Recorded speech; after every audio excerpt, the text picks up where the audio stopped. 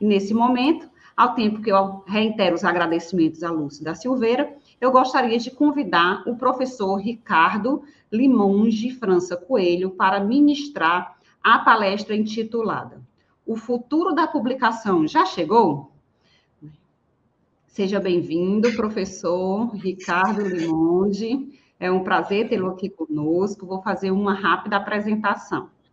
O professor Ricardo Limonge é doutor em administração na linha de estratégia de marketing pela FGV, São Paulo, com estágio doutoral na Cornell University sobre supervisão de Vitala Hall.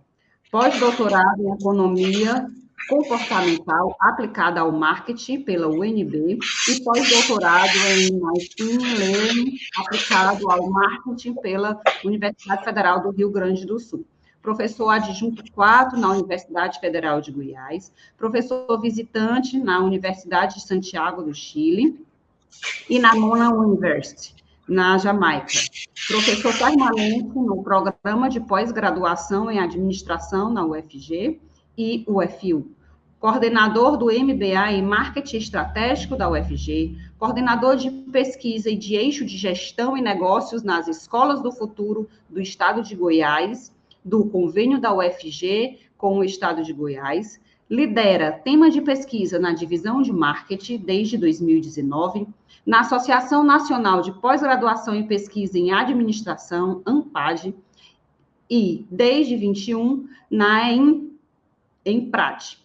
Possui formação complementar em Estatística Espacial, Data Science e Machine Learning. Suas pesquisas já foram indicadas e ou premiadas pela Base de Dados Internacional eMERGE e eventos científicos como SEMEAD e EMA.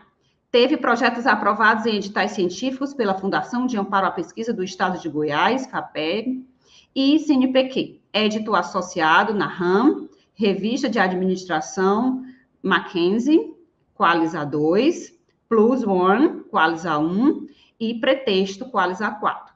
Seus temas de interesse são consumidores, predição e business analytics, spatial data science, demanda e estimação de mercado, inteligência artificial, machine learning, coordena o ADMKT, Laboratório de Pesquisa em Marketing e Data Analytics, certificado pelo CNPq desde o ano de 2012.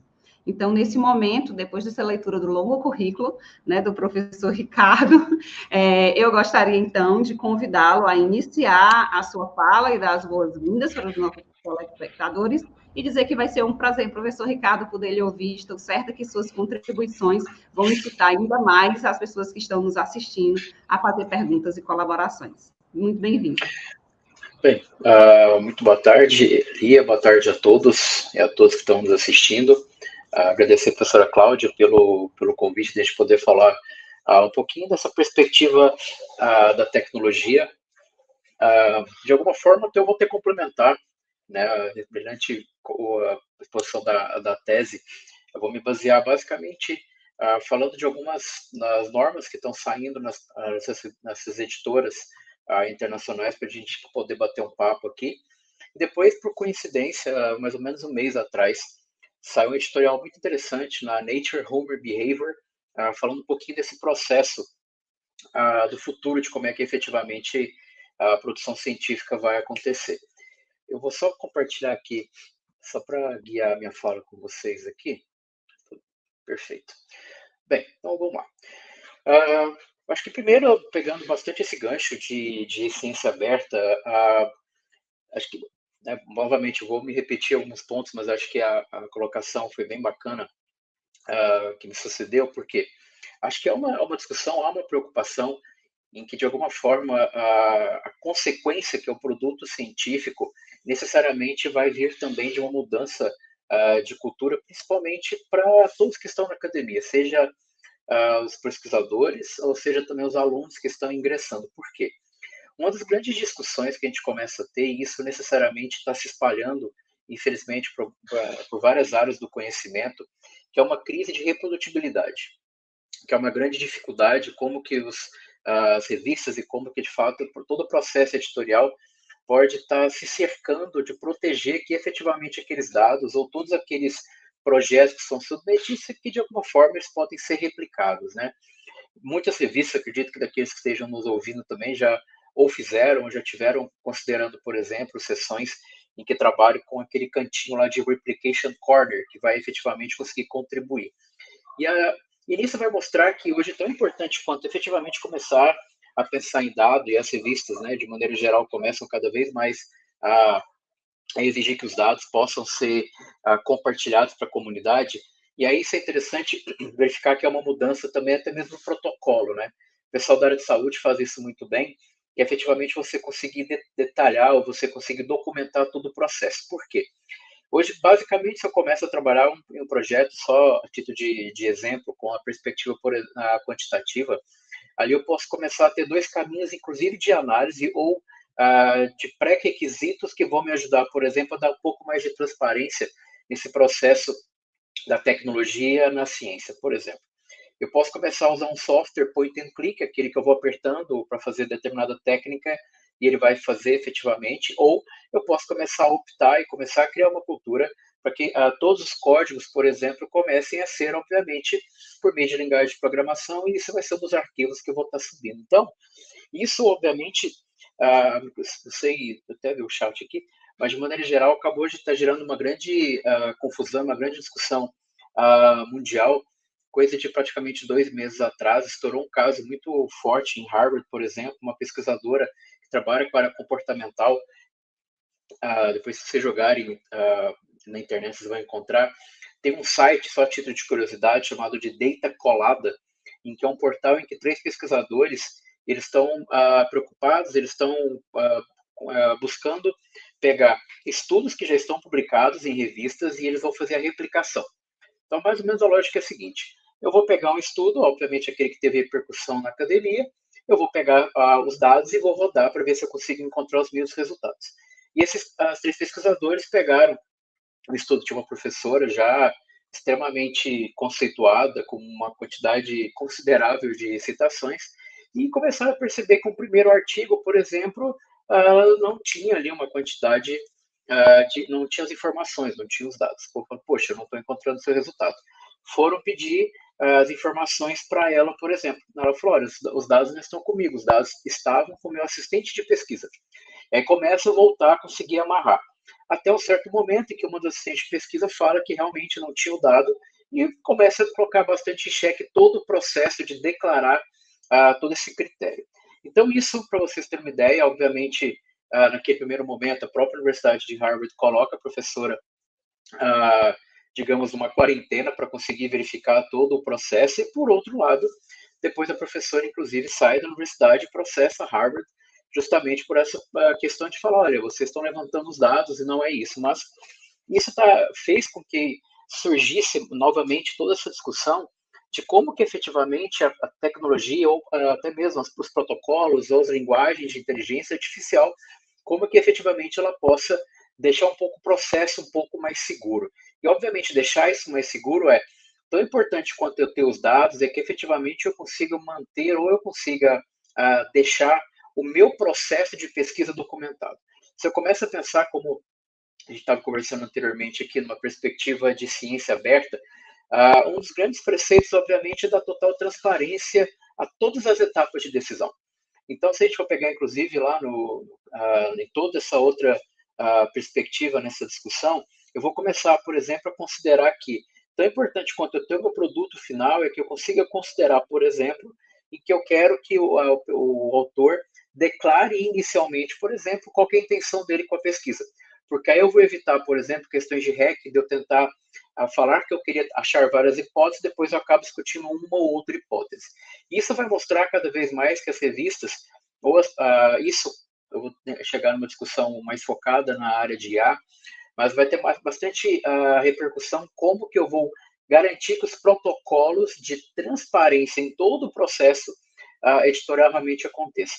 E aí uma discussão é que, para que efetivamente isso aconteça lá na ponta com o editorial, isso tem que estar amarrado numa cultura de como que as pesquisas efetivamente acabam sendo conduzidas.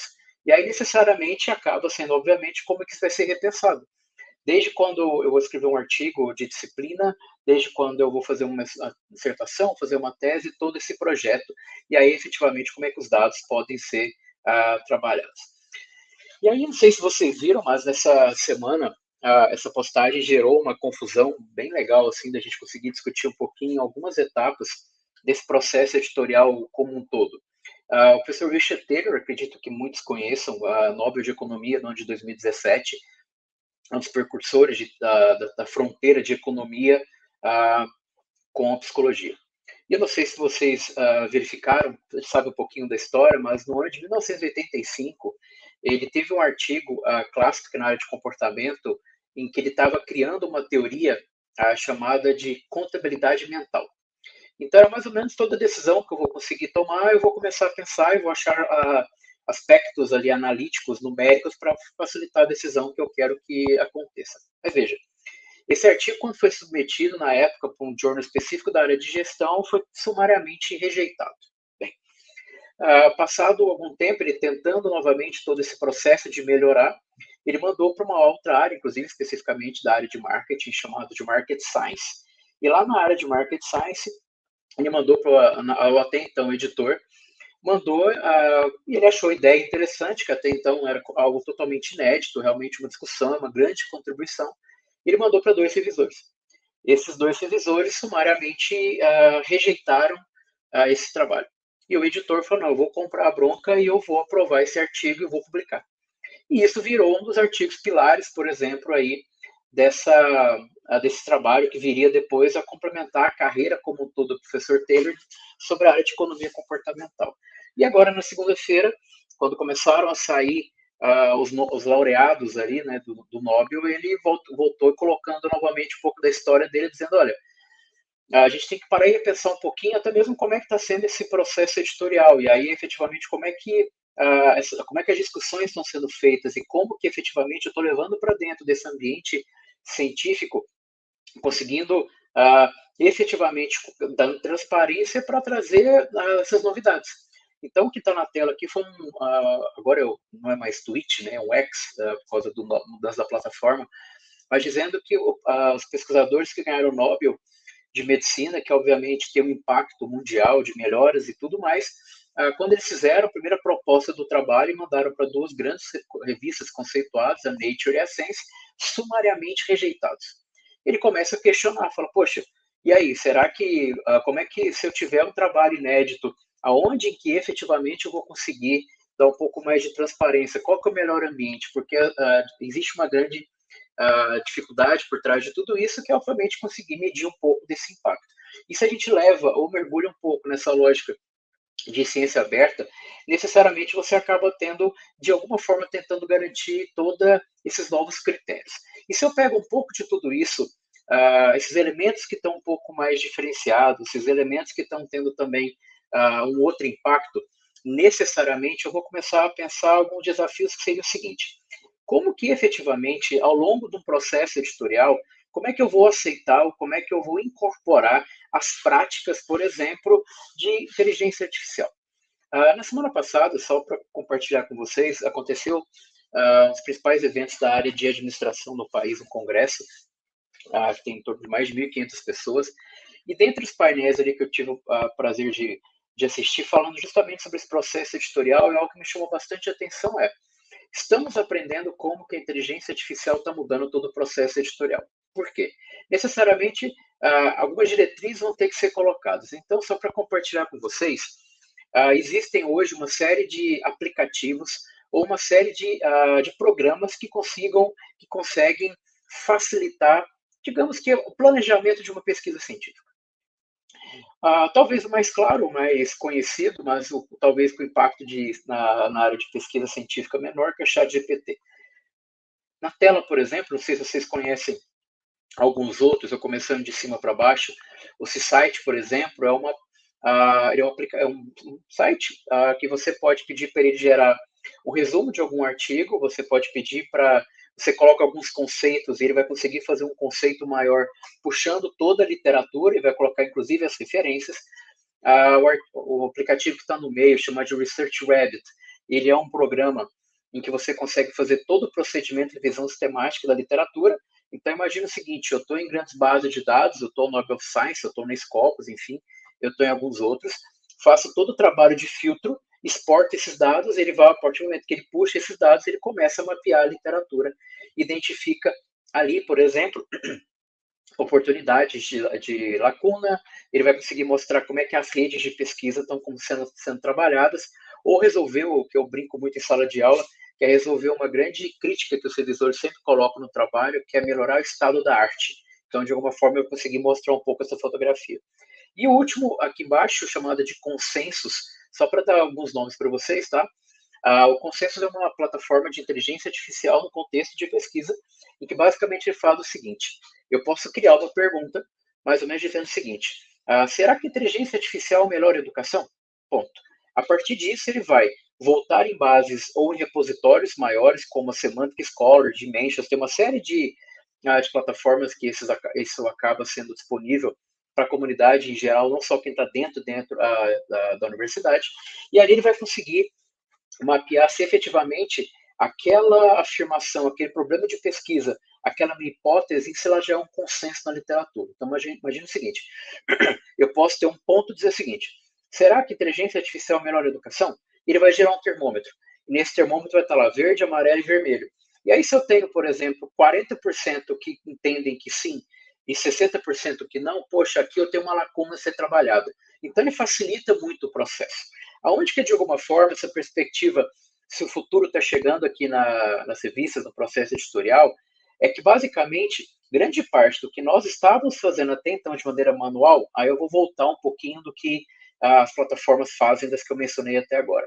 Se eu pego a primeira, que é o C-Site, ele vai conseguir fazer uma amarração lógica, uma amarração por meio de palavras-chave, e por meio das palavras-chave, ele vai conseguir fazer a seguinte justificativa: eu vou pegar a referência e vou criar um argumento. Ponto. Vamos deixar isso primeiro. Depois, a lógica do Research Rabbit. Ele vai pegar uma série de informações e vai conseguir mapear quem veio antes, quem veio depois, e vou, por exemplo, colocar critérios ligados por exemplo, quem veio antes, quem veio depois, quem começou o trabalho, quem está mapeando, como é que a rede foi formada. Legal. A Consensus vem, mapeia a literatura e te aponta: olha, existe sim a literatura entende que determinado fenômeno, determinada circunstância realmente ocorre. Se a gente for levar isso uma discussão enquanto pesquisador, efetivamente a gente conseguiria fazer isso. Eu conseguiria montar um conceito a partir de uma experiência da literatura, eu conseguiria mapear e fazer uma visão sistemática da literatura, até mesmo uma planilha, ficar fazendo todo esse processo, e assim como eu poderia também mapear a literatura, verificando os principais achados ou as lacunas, e a partir disso eu venho e digo: olha, não, ainda tem uma oportunidade de estudo. Aonde que a inteligência artificial entra nesse processo? Eu consigo fazer isso literalmente apertando alguns botões. E quando eu digo apertando alguns botões, tem algumas plataformas, só para título de curiosidade, que eu vou falar mais duas para vocês. Uma é chamada Elicit e uma outra chamada de SciSpace. Basicamente, o que elas fazem? Eu posso colocar o problema de pesquisa que eu estiver trabalhando, eu posso colocar palavras-chave em que eu estou tentando tatear determinado tema, e de maneira literalmente apertando um botão, você vai ter uma tabela de revisão da literatura totalmente mapeada. Aquilo que a gente faz muitas vezes nas nossas formações, provavelmente nós fizemos, que era aquela tabela de fichamento, em que eu tenho o nome do artigo, o autor, depois eu tenho objetivo, tenho método, variável, resultado e tudo mais. Isso literalmente é feito de maneira automatizada. Aonde que, de alguma forma, talvez tenha uma grande discussão numa perspectiva, novamente, editor, pensando como autor e pensando também ali como a comunidade de maneira geral. Até que ponto, efetivamente, eu posso considerar isso? Até que ponto, efetivamente, no processo editorial, acaba sendo permitido que o autor use essas ferramentas, novamente, não estou criando nada, ele está juntando algo que eu faria sozinho com muito mais tempo. Então, isso acaba sendo também, ao meu ver, uma grande discussão e uma reflexão de quais são as diretrizes que serão efetivamente implementadas para ser usada com a inteligência artificial. Por quê? Provavelmente todos nós aqui nos nossos diferentes ambientes acadêmicos deve estar acontecendo bastante a quantidade de uso hoje, por exemplo, de plataformas como o ChatGPT. E aí vou falar de três, né, que estão mais populares aqui no Brasil. O ChatGPT, o Bing, que está dentro da Windows, né, do Edge, e o Bird, que está do Google. E basicamente eu começo a fazer uma série de interações. Mas olha, quando eu peço para ele criar um texto, algo inédito, teoricamente, mas ele está criando alguma coisa. Nessas plataformas que eu falei para vocês até agora, de IA, ela não está criando, ela está organizando determinado tipo de conceito. Então, uma das discussões, um dos caminhos que eu vou fazer na discussão agora na segunda parte da minha fala, é como que efetivamente eu vou conseguir balancear com o que acaba sendo aceito. Conversando, né, também tive recentemente grato convite de atuar como editor associado em uma outra revista que eu discutindo com o editor-chefe, o professor Felipe, chamou bastante atenção nós precisamos começar a pensar uma forma de mapear, nós precisamos agora conseguir identificar formas de como que os autores estão usando IA no processo científico. Porque aí sim, talvez passe a ser mais fácil para que eu tenha mais clareza de como que eu vou poder colocar as normas.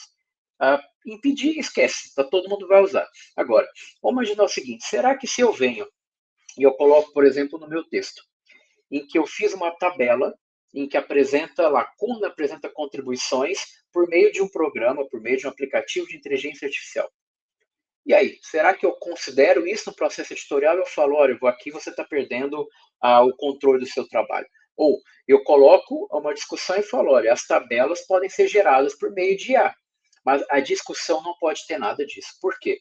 Assim como, e aí é uma discussão que fico bem contente com o convite que recebi da biblioteca aqui do UFG para falar. Uma das discussões que eu tenho levado é assim, olha, a gente pode começar a pensar agora, assim como nas universidades, e eu até estava vendo no chat aqui uma discussão que é sempre extremamente importante, que é a questão do financiamento para tudo isso, assim como hoje há uma discussão, por exemplo, orçamentária para aquisição de livros, aquisição de softwares, por exemplo, antiplágio, nas universidades, por exemplo, europeias, uma das discussões que já estão sendo corriqueiras é quais são os softwares de IA que eu vou dar acesso interno. Por quê? Porque necessariamente essas ferramentas, elas vão começar, por exemplo, a mapear. Aí eu vou dar um exemplo para vocês entenderem isso. Uma das principais plataformas hoje para conseguir descobrir se o texto que está escrito é meu enquanto ser humano ou de uma máquina de...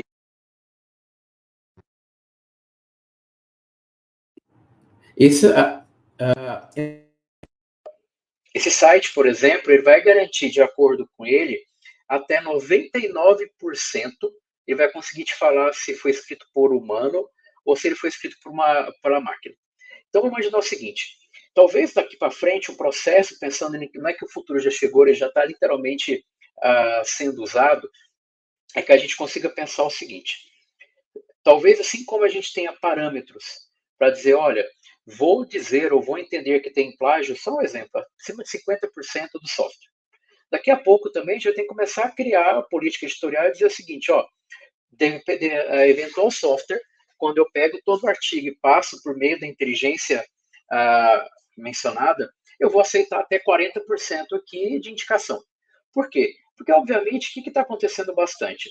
Talvez vocês conheçam aplicativos como o Grammarly, que é um dos mais famosos para redação científica com uso de IA, e ele vai fazer uma reorganização do teu texto. Eu escrevi, eu posso colocar, olha, atue como acadêmico e de maneira convincente. E tudo que eu escrevi ele vai fazer uma série de ajustes. À medida que ele vai começar a fazer esses ajustes, obviamente começa a ter mudanças no texto. Mas veja, eu escrevi o texto e ele está atuando como revisor. E aí, até onde efetivamente a gente começa a ser aceito ou não, tá? Então, há umas certas discussões de como que efetivamente todas essas plataformas elas começam a ser trabalhadas. Uma da plataforma que eu estou mencionando, que eu vi que vocês perguntaram aqui no chat, chamada de Originality, tá? De originalidade, só que em inglês. Essa plataforma você vai subir teu texto, você vai subir teu artigo, enfim, e ele vai conseguir fazer a comprovação por meio da mesma lógica do algoritmo para criar o texto e vai verificar se a forma com a qual esses desculpa, a forma com a qual esses parágrafos foram feitos e se ele também está levando ou não uma lógica de inteligência artificial, tá? Pensando nisso, até me preparando para a gente poder conversar agora, algo que está me chamando a atenção é que, efetivamente, aí eu vou amarrar com o que eu tenho ouvido mais recentemente, pesquisando também por curiosidade, que as grandes editoras começam a dar os seus primeiros passos para falar assim, pode ou não pode. Isso ainda é um passo que está começando até certo ponto ter uma certa maturidade. No site da Emerald, perdão, no site da Emerald, que reúne, né, uma série de revistas, e tá, isso já está ali público, tá? Ele vai colocar ali esses 5 pontos para falar, olha, a partir de agora pode ou não pode, tá? Então, o que ele pode colocar, tá?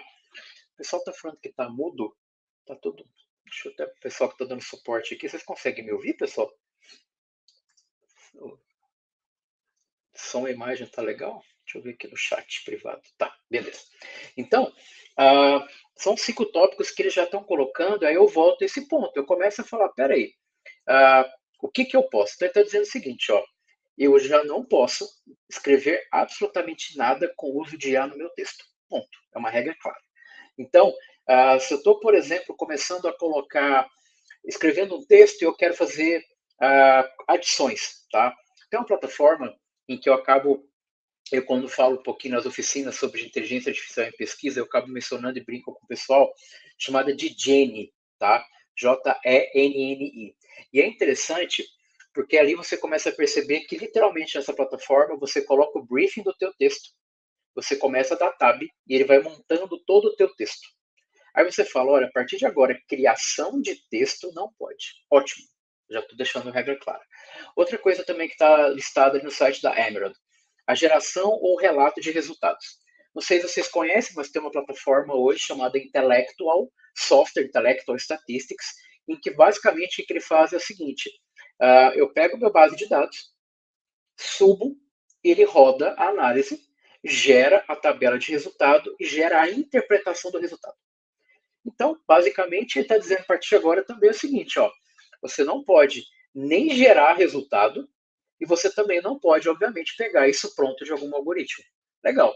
Outra coisa que ele está dizendo também, relatório de estatística em texto, em que são formas de eu pegar, obviamente, aquilo que eu estou fazendo e vou, de alguma forma, trabalhar com a interpretação desse processo. Também não pode.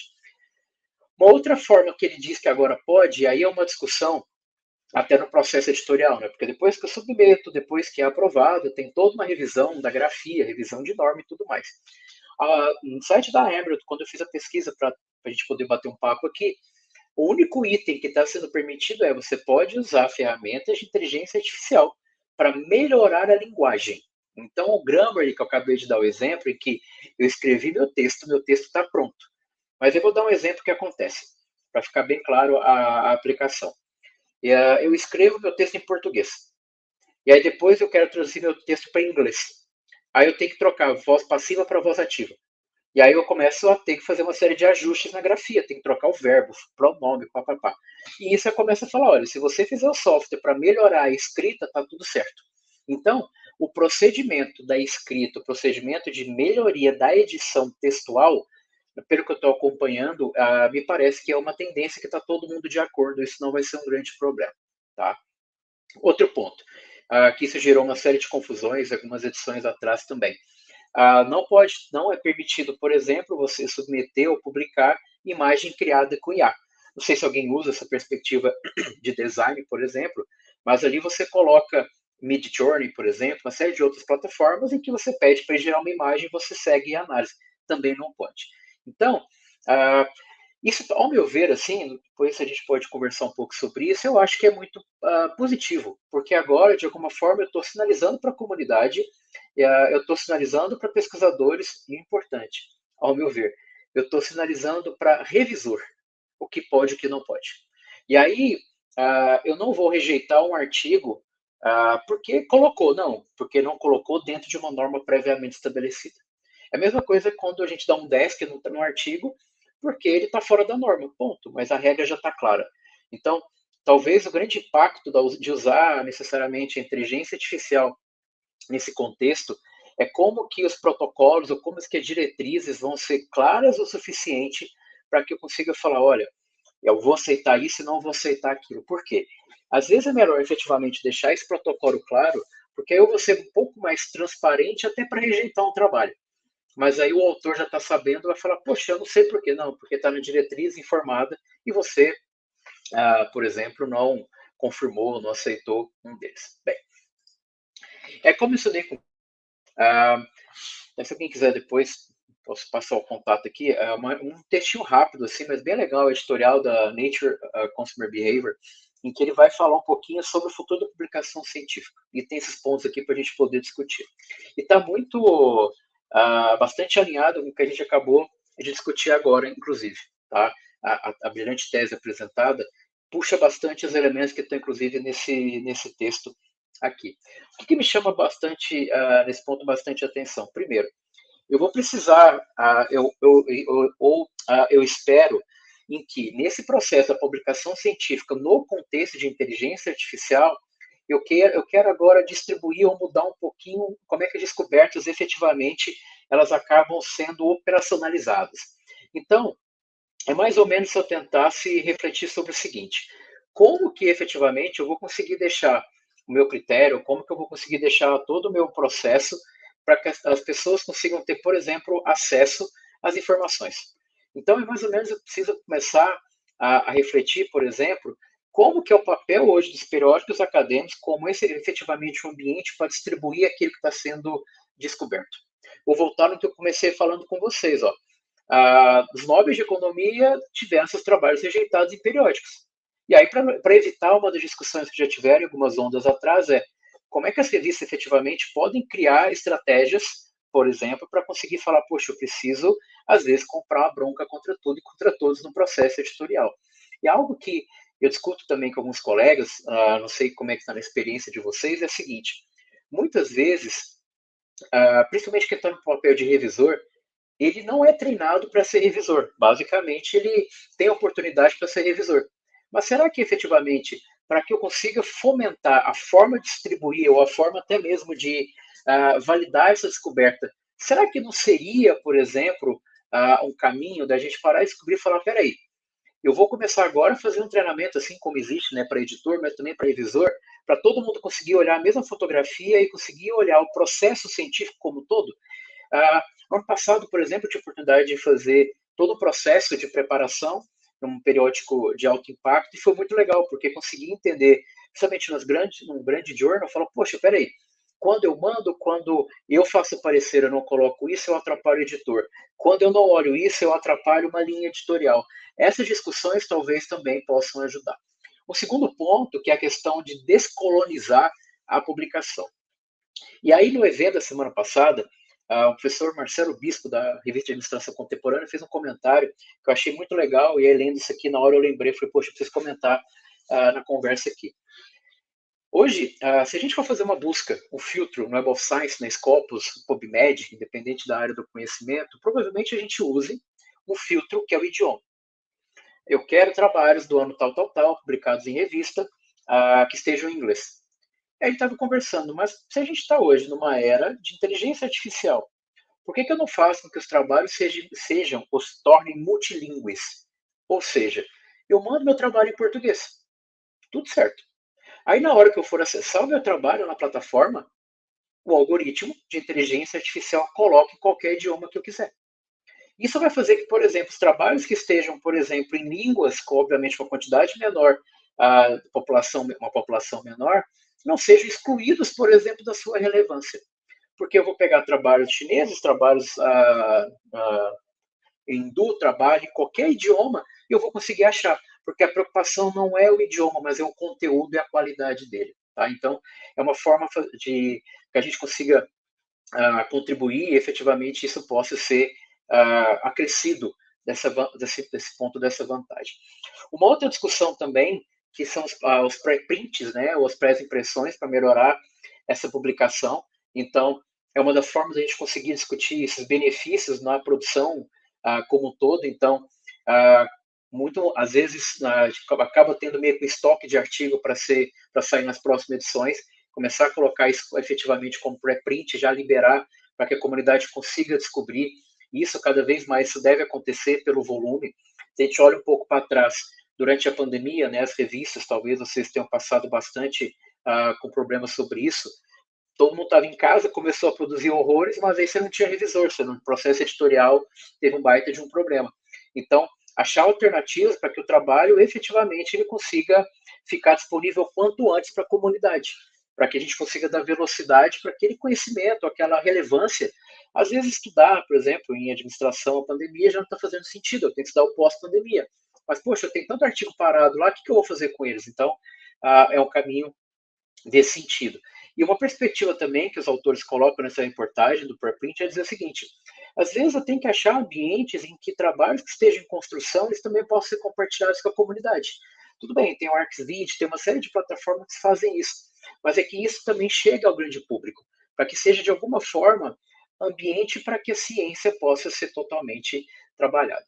Uma outra perspectiva também que está sendo discutida como futuro da publicação científica nesse estudo da Nature é eliminar efetivamente o papel de revisão por pares. É mais ou menos o seguinte: eu fiz um papel, tem uma avaliação, o editor teria o papel decisivo, e esse trabalho não vai ser uma revisão por pares, vai ser uma revisão da academia.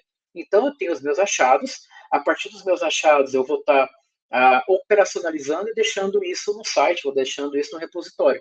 E as pessoas vão estar fazendo trabalho, vão estar fazendo indicação, e de alguma forma necessária, tudo aquilo que foi efetivamente testado vai conseguir ganhar relevância por si só. É uma das formas de a gente conseguir dar muito mais transparência, muito mais alcance para tudo que está efetivamente sendo feito. Por quê? Uma das grandes discussões que todos, acredito que todos vocês estejam passando, é uma carência de revisores. Né? Às vezes a gente manda para pedindo apoio de revisor, você tem que analisar, você consegue revisar um artigo aí começa a chegar um volume e você perde os amigos, porque está todo mundo lotado te ajudando também. Então, seria, de alguma forma, repensar como é que seria esse processo e verificar formas, por exemplo, de você, se o trabalho final vai demorar para sair, mas já libera o código, libera a base de dados anomatizada, o que for efetivamente nesse processo. O outro ponto seria abordar também essas desigualdades globais. E aí, ao meu ver, nessa discussão, ele coloca isso muito claro. Começaram a surgir mais recentemente revistas muito nichadas. Então, eu quero trabalhar com marketing. Então, o comportamento do consumidor brasileiro, comportamento da área de determinada coisa no contexto. Como, às vezes, algum contexto, alguma realidade, de alguma forma, acaba perdendo espaço na grande circulação, porque, obviamente, existe a questão dos pagamentos, existe uma questão da prática, inclusive o idioma é uma delas, as revistas começaram a criar nichos muito específicos. E isso é um problema que tem que ser enfrentado, inclusive, para pegar as regiões que têm barreira do idioma, barreira financeira, que isso possa ter, de alguma forma, competir com o mesmo espaço que os outros. Uma outra discussão também, ainda nesse contexto, é pensar na perspectiva da publicação fraudulenta. Como eu dei o exemplo para vocês agora, o caso de Harvard veio praticamente na sequência de quando o reitor de Stanford pede demissão porque ele perdeu o controle de como as pesquisas estavam sendo feitas. Então, é que efetivamente, por mais complicado que seja, colocar um retracted lá na frente do artigo e falar, olha, ele está fora de circulação, e aí você começa a perceber que as revistas, né, poxa, como editor, como é que eu vou fazer? Eu vou ser cobrado para dar uma resposta, mas qual que é o time? Qual que é o processo ético que eu vou fazer a validação? Aí eu vou amarrar com as conversas que nós tivemos até agora. Se eu já adoto inicialmente uma filosofia, por exemplo, trabalhando com Open Science, ciência aberta, teoricamente lá na frente eu vou minimizar o meu problema. Esse movimento que eu falei para vocês do data colada, ele está crescendo bastante na academia, porque está todo mundo falando, peraí, eu preciso checar se aquele efeito achado em algum momento ele foi achado uma vez só, porque senão eu vou ter uma dificuldade de replicação. Outro desafio também que eles colocam é que os editores, né, revisores precisam fazer um trabalho melhor, tentando incluir diversidade geográfica. Se vocês verificarem, né, as grandes plataformas de revista começa a colocar no finalzinho um mapa mundial e começa a colocar marcações dizendo onde os últimos artigos, de onde os autores efetivamente são. Então, há também uma forma de melhorar. Há uma outra perspectiva também de conseguir balancear a questão do tempo, né? Acho que todos nós devemos ter histórias de artigo que ficou 2, 3 anos em avaliação, depois volta, a gente nem lembra sobre o que está acontecendo, e é um cenário porque precisa tem um trabalho editorial que é bem pesado, tem um trabalho com revisor, tem um trabalho de prazo, tem um trabalho de editoração, tem uma série de coisas a serem consideradas, e obviamente isso tem que ser realmente discutido pelo volume que se espera da evolução. E o último ponto que ele coloca, que é simples, mas extremamente poderoso, quer dizer, olha, tem que ser corajoso e dizer a verdade quando um trabalho está sendo tendo uma contribuição, não está tendo uma contribuição, se você não encaminhar teu dado, eu não quero o teu trabalho aqui. E isso está cada vez mais forte, né? A plataforma, por exemplo, da Dimensions, não sei se vocês conhecem, eu posso colocar o meu tema e lá ele vai pegar todos os artigos que estejam abertos, legal. Só que eu tenho uma opçãozinha lá que é o dataset. E aí vocês podem ver que uma série de editores começaram a criar revistas para trabalhar exatamente só para discussão de código e para discutir, por exemplo, acesso à base. É uma forma de você dar mais replicabilidade no processo, ou até mesmo na lógica metodológica como um todo, tá?